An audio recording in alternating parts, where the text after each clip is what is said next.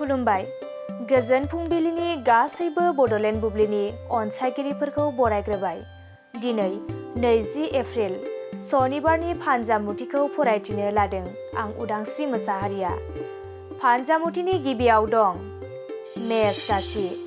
गोसोनि साननाय हनायफोरा फेलें थांनो हागौ। गोसोखौ असान्थि मोनखांनो हागौ। गाज्रि सान।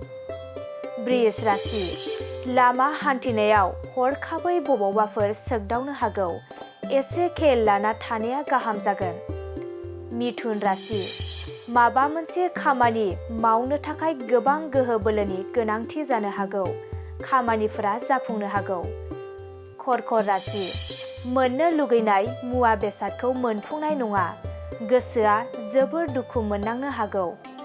सिंह राशि। मोजां हाबा मावनानै मुं गोसारनो हागौ। बयजोंबो अनसायजागोन। मोजां सान। कन्या राशि। दावबायनो गोसो गैयाब्लाबो दावबायनांनो हागौ। देहाखौ जोबोरैनो मेंखांनाय मोननो हागौ। तुला राशि।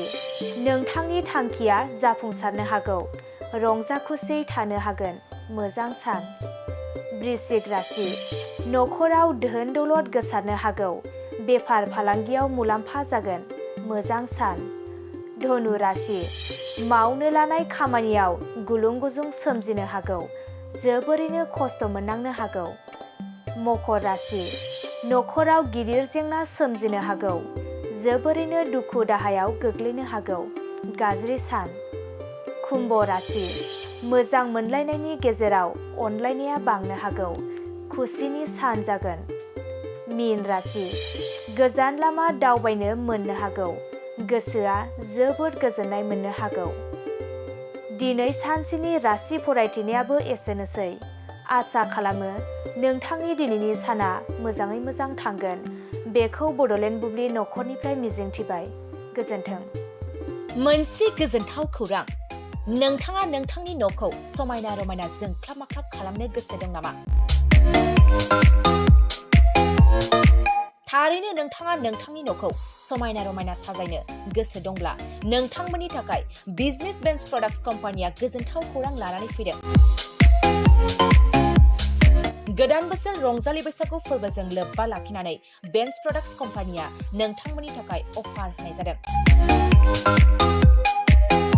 चिरां जिल्ला बेंटल गेट 27 राजा लामानि एबा सिबिथाय लामानि साखाथियाव नोंथांनि न'खौ समायना रमायना खालामनो गोसो जानाय रायजो राजाफोरनि थाखाय बिजनेस बेन्स प्रडाक्ट्सआ लानानै फैदों गोजोनथाव खौरां। पलिग्रेनाइट, WPC एबा PVC, wooden flooring, wallpaper, steel roofing, soffit ceiling बायदि गाबनि न' साजायग्रा खम बेसेनावनो नोंथांमोना बायनानै लांफैनो हागोन। बेनि अनगायैबो नोंथाङा गोबां बाथ्रा मिथिनो थाखाय नैबे 8474015053 जानबुं नम्बरनि गेजेरजों नोंथाङा फन खालामनानै मिथिनो हागोन।